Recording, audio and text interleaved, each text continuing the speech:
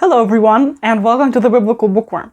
My name is Elizabeth, and today I'll be talking about the book Confronting Christianity, 12 Hard Questions for the World's Largest Religion.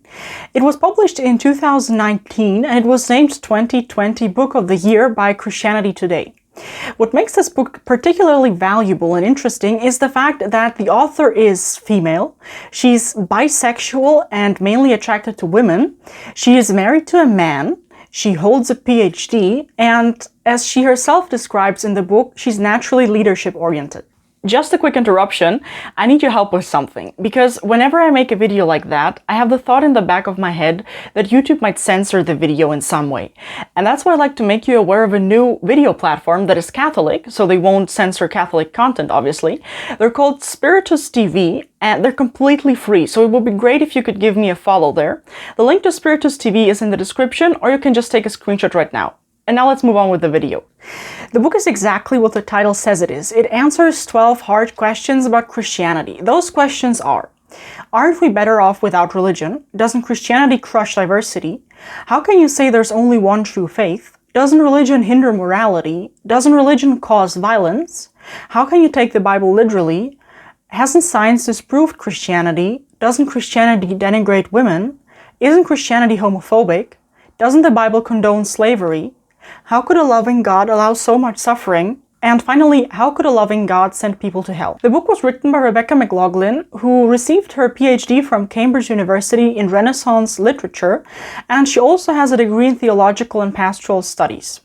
In this video, I'll summarize her response to 3 of the aforementioned questions, namely if we would be better off without religion, if science has disproved Christianity, and finally if Christianity denigrates women. My favorite chapter was the one about women, and I saved it for last in this video, so stick around to the end because it's going to be worth it. At the very end of the video, I'll also give you my opinion on the book, as always. Aren't we better off without religion? I think that it's a well-known fact that studies have shown that regular religious participation is beneficial for one's health, which is one of the first things the author points out in that chapter. After that, she proceeds to list the benefits of 7 biblical principles. This shows that the sometimes counterintuitive demands of the Bible are supported by the findings of modern psychology. So the first principle is that it's more blessed to give than to receive. And we know from psychology that volunteering, for example, has a good impact on mental and physical health. The second principle is that love of money disappoints. In the Bible it says that it's easier for a camel to go through the eye of a needle than for a rich man to enter into the kingdom of God. That's Luke 18:25. And in 1 Timothy 6:10 it says that for the love of money is the root of all kinds of evil. Some people, eager for money, have wandered from the faith and pierced themselves with many griefs. We can observe that money correlates with happiness only to a certain degree, because at some point, the more we have, the more we want and we think that we need. The third principle is that work works when it's a calling. Christians are called to see work as part of their worship, and psychology shows that we need meaningful work to thrive. The fourth principle she presents is that you can be happy under all circumstances. Psychology today shows that we have the ability to synthesize happiness to a certain degree at least. The fifth principle is that gratitude is good for us. Gratitude is an important factor when it comes to happiness, as modern research suggests, and we often hear recommendations to have a gratitude journal, for example. The sixth principle is that self-control and perseverance help us thrive. Studies have shown that the quality of grit, which means the passion and perseverance for very long-term goals, can be a better predictor of success than health, physical attractiveness, or IQ. The final and seventh principle is that forgiveness is foundational. Forgiveness, especially forgiveness that is not linked to the actions of the offender, has also been linked with positive effects. What Dr. McLaughlin describes in the book is very similar to what Jordan Peterson describes in the biblical series, where he also showed that psychology supports biblical claims. I made a 3-part summary of the biblical series a while ago, which wasn't too popular for some reason. I'm not sure why exactly, maybe some of you just don't like Jordan Peterson, but either way, I'll link the playlist to that summary in the description because I really believe that it contains valuable information that you can hardly find anywhere else. You have to know that I don't agree with everything Professor Peterson says, but his biblical series in particular is absolutely worth listening to. Hasn't science disproved Christianity? I think I've mentioned in various other videos that science and theology are not contradictory, but rather complementary because they have different objectives. What this book highlighted really well is that many of the most influential scientists were actually devout Christians, which I find really interesting because I wasn't aware of that previously, and so I'll summarize the list the author presented. It's important to note that the scientists I will mention were not just cultural Christians, or they weren't just going once a year to church or something like that, but they were actually devout Christians. So for example, Sir Isaac Newton, who developed the laws of gravity, read more about theology than about physics. A famous quote by him says that mathematics is the language with which God has written the universe. Another example would be Michael Faraday, who is best known for his work on electromagnetism, and he also was a devout Christian. Then we also have James Clerk Maxwell, who developed the classic theory of electromagnetic radiation, and he became elder of the Church of Scotland. Another famous example is William Kelvin, who is known for his research on thermodynamics, and I'd like to read two quotes of him. "If you study science deep enough and long enough, it will force you to believe in God. And let nobody be afraid of true freedom of thought. Let us be free in thought and criticism. But with freedom, we are bound to come to the conclusion that science is not antagonistic to religion, but a help to it." Apart from that, we also have Georges Lemaitre, who was a Roman Catholic priest, and he developed the Big Bang Theory. And finally, there's also Gregor Mendel, who was an Augustinian friar, and he's called the father of genetics. The author writes that it's true nowadays that professors are more likely to be atheists compared to the general population, but hardly anyone claims that their research made them atheists. Professors are usually white male Americans, Asian Americans, and Jewish Americans, which, as the author explains, are the least likely demographics to believe in God.